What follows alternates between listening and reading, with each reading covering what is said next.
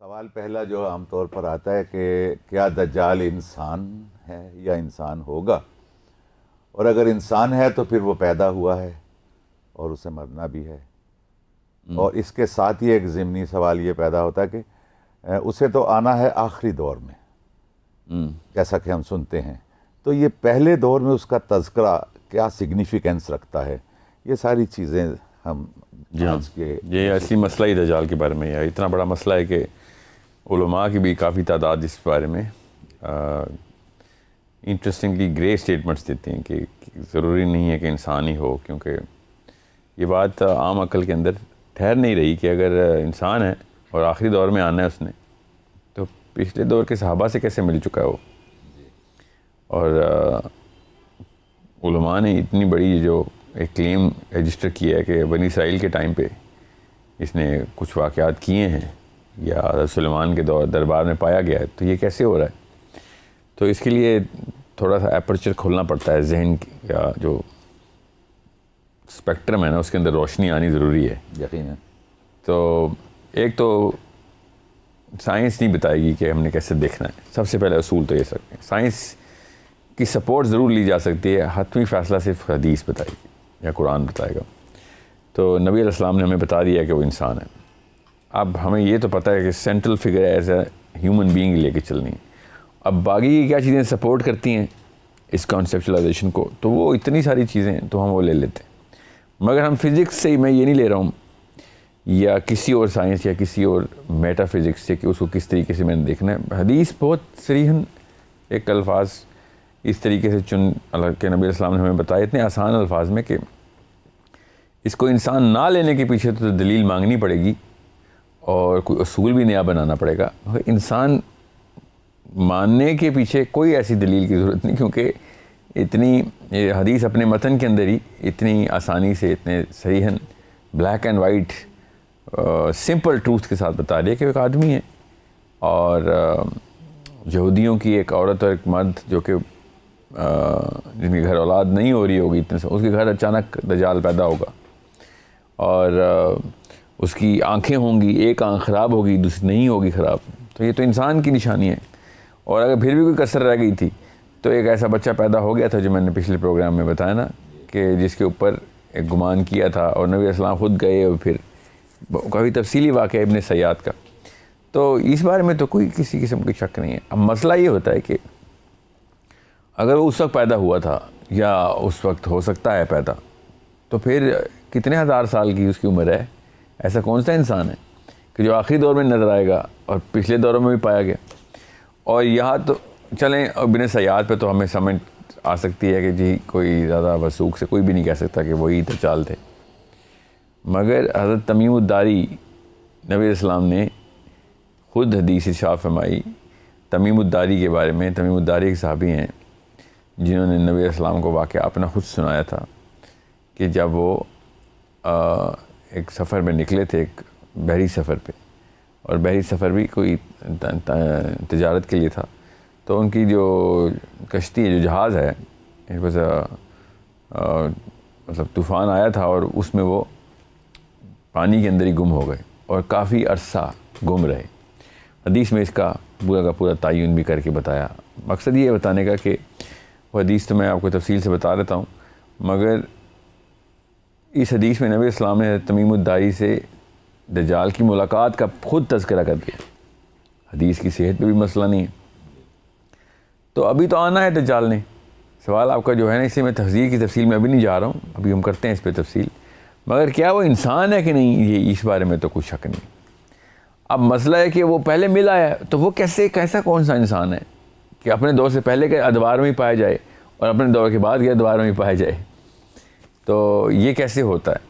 تو یہ اسی لیے تو میں کب سے کہہ رہا ہوں کہ سورہ کہف جو ہے اس کے اندر جو یہودی جس ٹیکنالوجی کو ڈھونڈ رہے تھے، وہ بہت ضروری ہے کہ ہم بھی کھوج لگائیں کہ وہ سورہ کہف کیا کر رہی ہے، وہ ڈھونڈ کیا رہے تھے، استعمال کرنی ہے کیسے کرنی ہے، یہ تو بات کی بحث ہے، وہ ہے کیا چیز، کہ ایسا کیا کلو ہے۔ اتنے سارے کلوز ہیں جو میں آپ کو بتاتا ہوں ابھی ساتھ ساتھ اس کے دجال کانسیپٹ میں، کہ ذوالقرنین نے جس طریقے سے یہ سارے راستے اور ڈائمینشنز ٹریول کیے، اسی طریقے سے دجال بھی کر سکتا ہے، اور یہ ضروری تھا کہ ذوالقرنین بھی انسان ہی ہوتے، اور یہ بڑی مطلب بڑا مسئلہ پڑ جاتا کہ اگر ذوالقرنین غیر انسانی یا جن ہوتے یا فرشتے ہوتے تو پھر ہم سمجھ سکتے تھے کہ نہیں یہ تو کوئی معاملہ کچھ اور ہے. مگر دنیا کے اندر ہی سارا کا سارا معاملہ اللہ نے کر کے دکھایا ذوالقرنین سے, اور حضرت ذوالقرنین نے ایز اے ہیومن بینگ جو اچیومنٹ ریکارڈ کرائی ہے, تو دجال بھی تو ایز اے ہیومن بینگ ہی اچیومنٹ ریکارڈ. ان دونوں کا آپسی تعلق کیا ہے؟ کیونکہ سورہ کہف ان دونوں کا تذکرہ, اور حدیث دجال کے بارے میں بتا رہی ہے اور آیت ذوالقرنین کے بارے میں بتا رہی ہے سورہ کہف کی آیات. اور اس وجہ سے آپ کو باقی کے ان جگہوں کے اوپر بھی, ان معاملات کے اوپر بھی ایک نگاہ ڈالنے کا اس لینس کے تھرو موقع مل جاتا ہے کہ ہزار 2,000 سال کی عمروں والے لوگ جی, اور ایسے واقعات جو کہ ایب نارمل لگتے ہیں ہمیں جو انبیاء کے دور میں پہلے ہوتے آئے ہیں, وہ اس لینس سے اگر آپ دیکھیں گے تو کافی حد تک آپ ہمیں سمجھ آنا شروع ہو جائے گی کہ اللہ تعالیٰ نے ایک خاص نظام بنایا ہوا ہے, اس نظام کے تھرو ہمیں سارا کا سارا معاملہ کر رہے ہیں اللہ تعالیٰ. اور دجال نے بھی اس طرح کی کوئی ایک فارمولہ اس نے پکڑا ہوا ہے, اور میں آپ کو تفصیل سے بتاتا ہوں کچھ دیر میں کہ وہ فارمولے کی نشانی کیا ہے ہمارے پاس. فارمولہ کیا ہے یہ تو ہمیں نہیں پتہ. اچھا, ایک آپ نے جیسے ذکر کیا کہ وہ انسان ہے اور اس کا مختلف حوالے ہیں. بعض ہمارے علماء اسے ایک سمبولک کے طور پر لیتے ہیں اور اس کا وہ حوالہ یہ دیتے ہیں یا پلی یہ لیتے ہیں کیونکہ قرآن پاک میں کئی جگہوں پہ اللہ تعالیٰ نے استعاراتی انداز میں علامتی طور پر چیزوں کا ذکر کیا ہے. اور پھر یہ بھی کہا جاتا ہے, اکثر میں نے سنا ہے علماء سے, کہ وہ اس کی, آپ نے جیسے ایک آنکھ خراب کا ذکر کیا, وہ کہتے ہیں کہ اس کی ایک ہی آنکھ ہوگی اور وہ اس کے ماتھے پر ہوگی اور وہ دونوں طرف دیکھ سکے گا. تو کیا یہ بھی اس کی بھی کوئی نص یا قرآن یا حدیث سے یہ ثابت ہے؟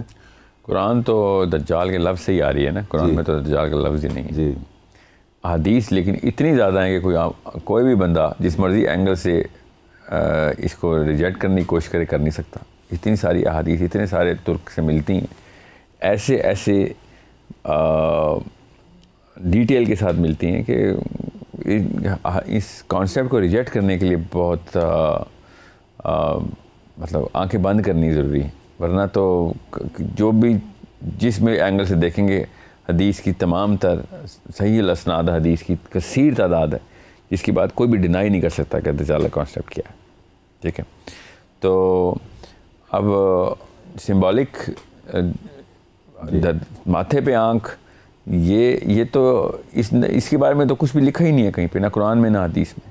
جو حدیث میں لکھا ہے وہ اس کی ایک آنکھ کا لکھا ہے, کون سی آنکھ خراب ہے یہ بھی بتا دی ہے. ماتھے پہ آنکھ کا تو کہیں سے بھی نہیں سمجھ آتی, یہ خود ہی کسی نے بنائی ہو تو بنائی ہو. وہ آگے پیچھے دیکھ سکتا ہے کہ نہیں اس پہ بھی کوئی حدیث نہیں. ہاں یہ ضرور پتہ چلتا ہے کہ اس کے پاس ایسا کچھ طاقتیں ضرور ہیں کہ وہ حالات کے اوپر کڑی نظر رکھتا ہے کہ کب کہاں پہ کیا چل رہا ہے. یہ تو ہے, مگر وہ اپنی آنکھ سے پیچھے دیکھ رہا ہے, اس بارے میں حدیث نہیں ہے. ایک آنکھ انگور کی طرح باہر آئی ہوئی ہے اس کی, تو ابھری ہوئی ہے, جی ہاں خراب ہو چکی ہے. تو وہ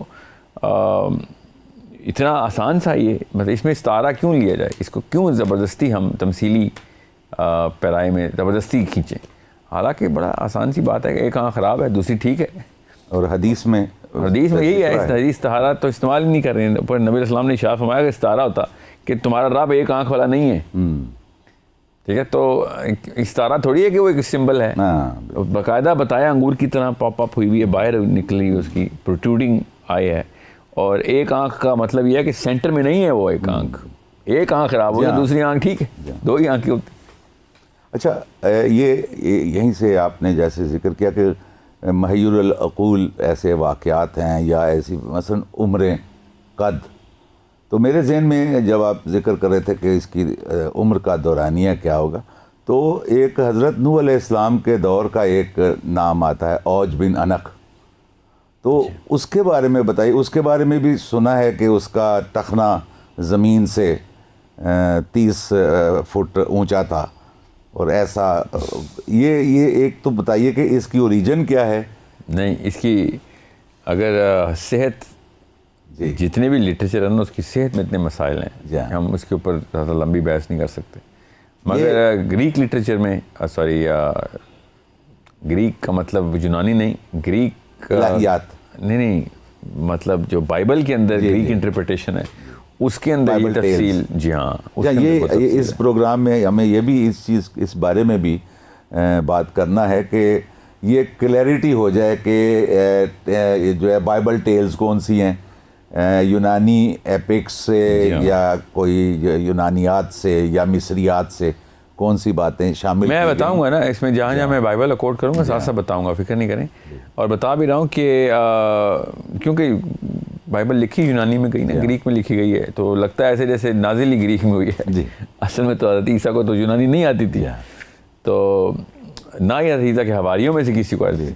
ٹھیک ہے, سو سوائے پال کے, تو پال کو تو آتی تھی, مگر کتنی آتی تھی اب اس کے بارے میں بھی بحثیں.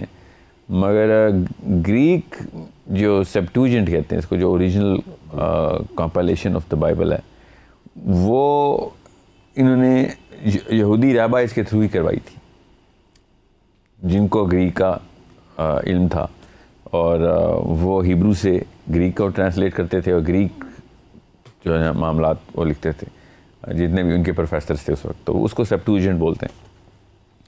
اب ان کی لوکل کلچرل ٹیل کافی ساری اس طرح ایڈ ہوتی رہی ہیں ساتھ ساتھ. اب وہ یہ موقع نہیں ہے, ورنہ میں آپ کو بتاؤں گا اس کا اثر بہت آیا ہے. مگر میرے پاس جو اسٹینسل ہے نا, وہ نہ توریت ہے نہ انجیل ہے. میرے پاس جو اسٹینسل ہے وہ قرآن اور حدیث ہے. اب اگر قرآن اور حدیث ایسی کوئی بات کرتے ہیں جو کہ انجیل میں ہے, تو میں انجیل کو بھی مانتا ہوں, وہ والی چیز کو. جو کہ جو ریلیٹ کرتے ہیں, دور سے بھی ریلیٹ کرتے ہوں اور کانٹریڈیٹ کہیں سے نہ کرتے ہوں, میں اس پہ بھی اتفاق کرنے کے لیے تیار ہوں. مگر کوئی چیز کانٹریڈیٹ کرتی ہو تو پھر تو میں بالکل بھی مطلب اثر نو ریجیکٹ کر دیتا ہوں. کہ توریت میں لکھی ہوئی ہو, چاہے اللہ کے نام پہ لکھی ہو انہوں نے, چاہے وہ کسی جان یا میتھیو کے نام پہ لکھتی ہو.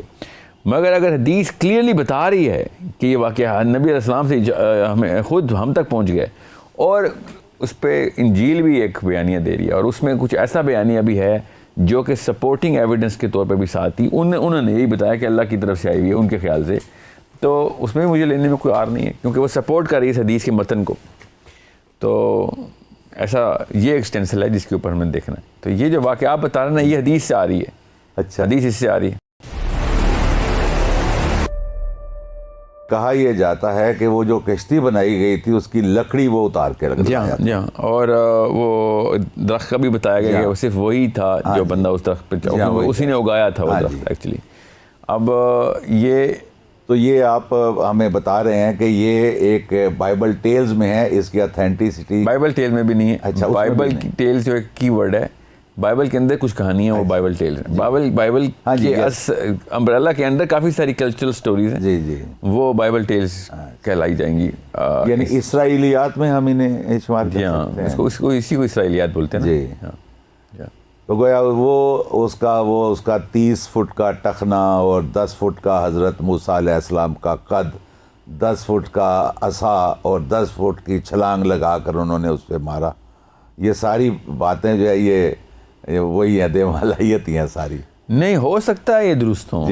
میرے پاس ریجیکٹ کرنے کا کوئی آلہ نہیں ہے, مگر ان کو ماننے کا کوئی آلہ میرے پاس صرف حدیث یا قرآن. یعنی آپ نے جو پہلے بڑی میرا خیال ہے آپ کی گفتگو کی اور ہمارے پروگرام کی خوبصورتی یہی ہے کہ آپ نے جو ساتھ کیا ہے وہ قرآن اور حدیث پر. جی ہاں, بس اس کے علاوہ میرے پاس کوئی آلہ نہیں ہے کہ میں کسی بات کو ایکسیپٹ کر سکوں. ریجیکٹ کرنے کا تو آلہ بھی نہیں ہے میرے پاس, سوائے اس کے کہ کوئی چیز حدیث کو بالکل الٹ بات بیان کر رہی ہے ان کی کتاب میں, یا قرآن کی کوئی بات الٹ, قرآن کی آیت کہتی ہو کہ اس وقت ہوگا, وہ کہتے ہو کہ نہیں اس وقت نہیں, اس وقت ہوگا, تو میں نہیں مان سکتا. تو ایکسیپٹنس کا آلہ تو ہے میرے پاس کہ کوئی ایسا واقعہ حدیث نے بھی لکھ دیا ہو یا قرآن نے لکھ دیا ہو. مگر قرآن اور حدیث نے کوئی واقعہ نہ لکھا ہو اور انہوں نے لکھ دیا ہو, تو میرے پاس ریجیکٹ کرنے کا بھی کوئی آلہ نہیں ہے. درست, سوائے اس کے کہ میں اس کو اگر کسی بات میں سپورٹنگ ایویڈنس مل سکتا ہوا ہے تو لے لیں گے, نہیں تو اس پہ بات کرنا ہی وقت کا ضیاع ہے. ٹھیک ہے, تو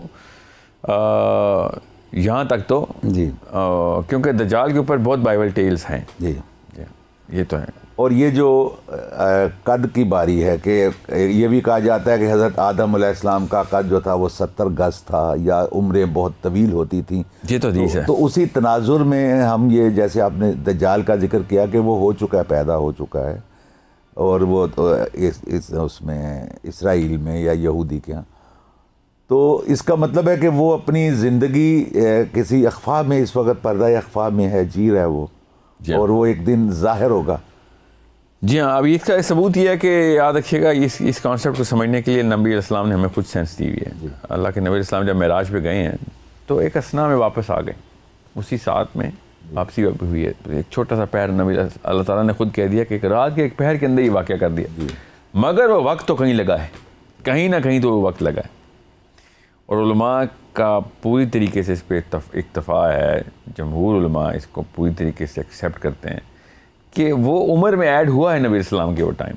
کیونکہ نبی علیہ السلام نے تو یہ اپنی جیتی جاگتی عمر میں وہ وقت گزارا ہے، وہ 23 سال گزارے ہیں ایکچولی، جس کے بارے میں اتنی بحث ہے کہ اس کا دورانیہ بھی پتہ ہے. اور یہ ایک حدیث کی صحت پہ اوپر اتنی بحث ہے، اس لیے میں اتنا کوٹ تو نہیں کرتا، مگر حدیث ہے تو صحیح کہ جب اسرائیل علیہ السلام نے جب اجازت مانگی نبی علیہ السلام سے وصال کے وقت کہ اب جانے کا وقت ہوا ہے، تو نبی علیہ السلام نے پھر پوچھا جبرائیل سے کہ ابھی تو ٹائم رہتا ہے. تو پھر جبرائیل نے کہا یہ اس میں نہیں رہتا، اس لیے نہیں کیونکہ وہ معراج کے وقت جو اتنے سال کاؤنٹ ہوئے تھے نا وہ یہاں پہ بھی کاؤنٹ ہو گئے. ہاں ایڈجسٹ ہونے. تو آپ کو پھر بھی آپشن دے رہے ہیں، اگر آپ نے وقت چاہیے آپ تو لے لیجیے، نہیں تو اللہ تعالیٰ سے ملاقات کی آپ کو آپشن مل رہی ہے. تو نبی السلام نے ارشاد فرمایا کہ نہیں، میں اللہ سے ہی ملاقات کو پریفر کروں گا دنیا کی کسی بھی چیز کے اوپر.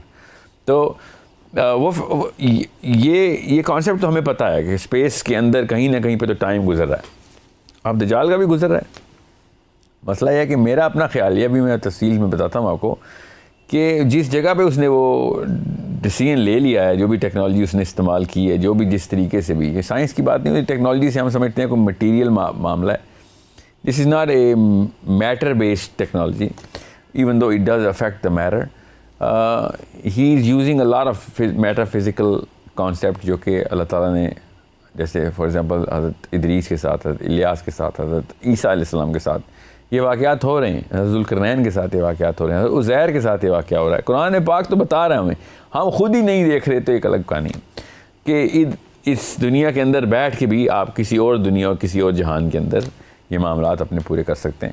تو دجال بھی تو کر سکتا ہے. اس نے بھی تو کہا کتاب کا علم ہے میرے پاس، ٹھیک ہے، سمجھ لیں وہ نہیں بھی تھا تو کسی انسان نے کہا تھا نا کتاب کا علم ہے، اٹھا کے ملکہ سبا کا تخت اٹھا کے لے آتا ہے. تو دنیا میں ہی کیا نا اس نے.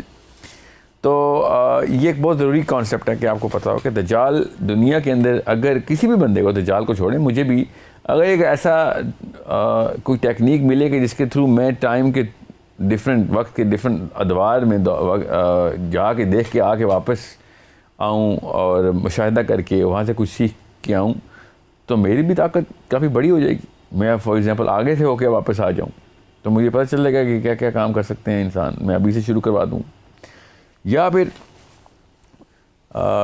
نہ وقت کے اندر ٹریول کروں، ویسے دیکھنے کی طاقت ہو آگے کے دور کو، میں خود نہ جا سکوں، تب بھی میری طاقت کا اندازہ بیان سے باہر ہے. سو یہ تو معاملہ جو انبیاء کے ساتھ اللہ تعالیٰ نے، اللہ عز و جل نے انبیاء کو تو معراج پہ فار ایگزامپل نبی السلام کو بتایا جنت دوزخ میں کون کون کیا کیا کر رہا ہے، لوگوں کو عذاب میں دیکھا نبی علیہ السلام نے. وہ لوگ زندہ انسان ہی تھے، اس کا مطلب ہے وہ ٹائم ٹریول ہی ہے. وہ آگے جا کے دیکھ کے آئے نبی علیہ السلام کے کس بندے کے ساتھ کیا کیا واقعہ ہو رہا ہے. ابھی تو وہ دنیا میں پیدا ہوا ہے، ابھی اس نے تو مرنا ہے، پھر دوزخ میں جانا ہے یا جنت میں جانا ہے. جنتیوں کو دیکھا نبی علیہ السلام نے، اس میں انسانوں کو دیکھا. ابھی کہاں پہ یوم الدین ہوا ہے جی. تو ابھی انہوں نے آگے کا وقت دیکھ کے واپس آئیں. یہ ایک نبی علیہ السلام کو اللہ تعالیٰ نے نشانی دکھانی تھی اپنی. تو بالکل اس طریقے سے یہ کچھ ایسے معاملات ہیں جو کہ کچھ انسانوں نے فار ایگزامپل ان کی ذوالقرنین نے، یہ اللہ تعالیٰ نے کہا ہم نے اس کو دیا تھا. تو کیا پتہ اللہ تعالیٰ نے ہمارے ٹیسٹ کے لیے دجال کو بھی ایسے کوئی معاملہ دیا، یا پھر کوئی اور چیز ہے. لگتا تو ایسے کہ ایسے کوئی چیز دی. اچھا، یہ جو عیسیٰ علیہ السلام کے دور میں دجال کا ظہور ہوگا، جی ہاں، ان کی مراجعت ہوگی اور اس کا ظہور ہوگا، یہ کوئی خاص اس کی یہ کوئی ٹائم لنک ہے اس میں؟ کیا حکمت کیا ہے جو آپ محسوس کرتے ہیں؟ دیکھیں اللہ کے یہاں تکے نہیں ہیں. اللہ تعالیٰ کا جو ڈیزائن ہے نا وہ ہیپ ہیزرڈ نہیں ہے. جی. یہ سب نپا تلا قدر کے ساتھ ڈیزائن اتنا پرفیکٹ بیلنس کے اندر ہے. اور وہ کیسے پتہ چلا ہمیں اللہ کے نبی علیہ السلام نے ہمیں خود بتایا کہ دجال کو دیکھنا کیسے.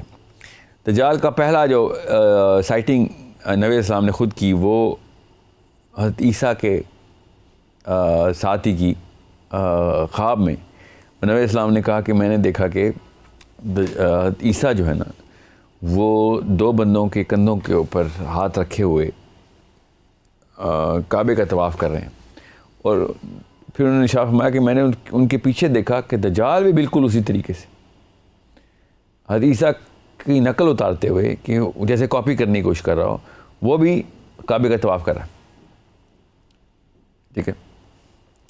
پھر دجال کو نبی علیہ السلام نے کیا کہا کہ دجال کی سواری کیا ہے؟ گدھا. اس گدھے کی نشانیاں تک بتا دیں. ہم کیا کر رہے ہیں, بیٹھ کے اس کو ہوائی جہاز بنا لیتے ہیں, کبھی ہیلی کاپٹر بنا لیتے ہیں, کبھی کوئی ٹیکنالوجی بنا لیتے ہیں. جب نبی علیہ السلام نے کہا گدھا ہے, وہ انسان ہے اور وہ گدھے پہ بیٹھے گا اور اس کے کان اس طرح کے ہوں گے گدھے کے, تو یہ کیوں نہیں ہمیں سمجھ آ رہی کہ اس کو گدھا ہی لینا ہے. اگر ہم وہ والی 2 نمبری شروع کریں کہ نہیں گدھا نہیں وہ جہاز ہے, نبی علیہ السلام نے اس لیے کہا گدھا کہ لوگوں کو کیسے پتہ چلے گا کہ جہاز کیا ہوتا ہے, تو گدھا ہی کیوں کہا آپ نے؟ صحیح. اور بھی کافی جانور ہیں, گدھے ہی کی کیوں مثال دی؟ ہاتھی تھا جی, یا گھوڑا کہہ دیں یا پھر اور کوئی برق رفتار چیز ہو. ٹھیک ہے. گدھا اور ہوائی جہاز کا کوئی تعلق نہیں بنتا, سوائے اس کے کہ کانوں کی جو اسپین ہے اور اس کے بعد جو سپیڈ بتائی ہے گدھے کی, وہ اس کے بعد لوگوں نے کہا وہ جہاز کو نبی علیہ السلام تمثیلی طور پہ ایک استعارہ ہے بھائی اور کچھ بھی نہیں.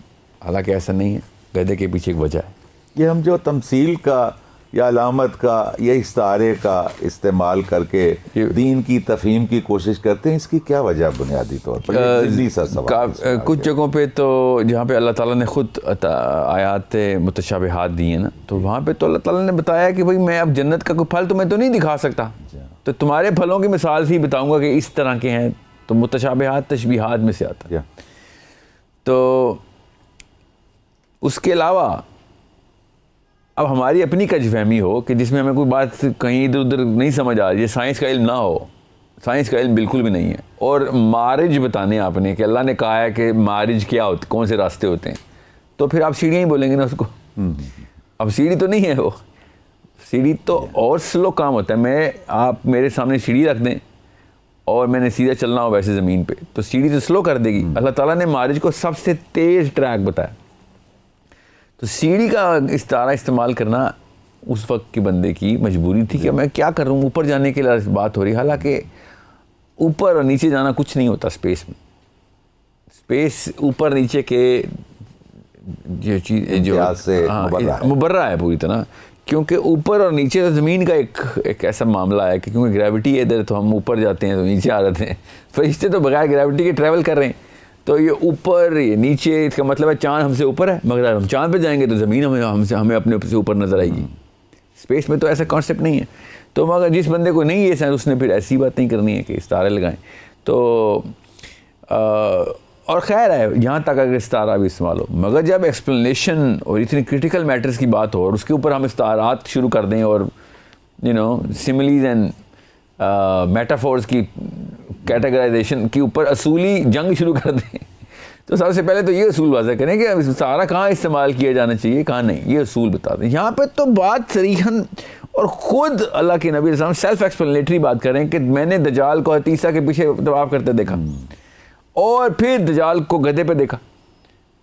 آپ گدھا کیوں؟ کیونکہ حضرت عیسیٰ علیہ السلام گدھے کے اوپر جیروسلم انٹر ہو رہے ہیں اپنی لائف میں, اور یہ نشانی ہے حضرت عیسیٰ کی توریت کے اندر, انجیل کے اندر, کہ گدھے کا جو خرے عیسیٰ, جی خرے عیسیٰ کا جو سمبل ہے وہ as a part of a significant credibility of حضرت عیسیٰ ہے کہ بھائی تمہاری تو نشانیاں میں یہ تھیں. نبی علیہ السلام اونٹ پہ سواری کرتے تھے, حضرت عیسیٰ گدھے پہ سواری کرتے تھے. This is part of his repertoire, یہ ان کی نشانی کے اندر ایک نشانی ہے. تو دجال کا ہوائی جہاز اچانک ہم نے نکال دیا, وہ اگر ہوائی جہاز پہ آئے گا تو یہودی مانیں گے نہیں اس کو, وہ کہیں گے بھائی ہم نے تو گدھا کسی وجہ سے رکھا ہوا, اللہ نے بتایا تھا کہ گدھے پہ آئے گا, تو یہاں پہ بوئنگ 747 پہ آ گئے اور ہم کہہ رہے ہیں کہ تجھے توریت میں ڈھونڈنے کے لیے تو ہمیں جہاز نہیں چاہیے. ہم مسلمانوں نے کیا کیا ہے کہ حدیث توریت کی طرف ہمیں ڈائریکٹ کر رہی ہے کہ دیکھ لو ان کی سائیکالوجی کو سمجھو, ان کی نفسیات کو, اور ہم نے ان کو سائنس کی طرف گھسا دیا اس حدیث کو. اور جب میں سائنس کی بات کرتا ہوں تو یہ اسلام میں سائنس گھسا رہے ہیں بیٹھ کے, خود ہوائی جہاز گھسا لیتے ہیں ہم اتنا بڑا 247 سیٹر 747 بوئنگ گھسا لیا ہم نے, اور وہاں پہ سائنس نہیں سمجھ آ رہی.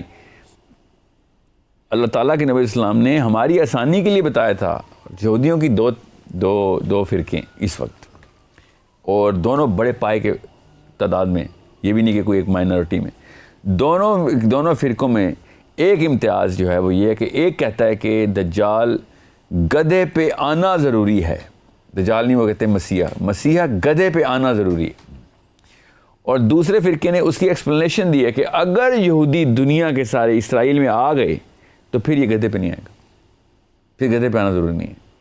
اور اگر نہ آئے لوگ دنیا میں اسکیٹر رہے اور نہ ہمارا میسج مان سکے, ہم نے پریپیئر نہ کیا یہودیوں کو, کیونکہ ان کی نشانی ہے کہ یہودی مسیح تب تک اپنی طاقت میں آ کے سلطنت نہیں قائم کریں گے ان کے مسیح جب تک سارے یہودی اسرائیل نہ آ جائیں. یہ شرط ہے.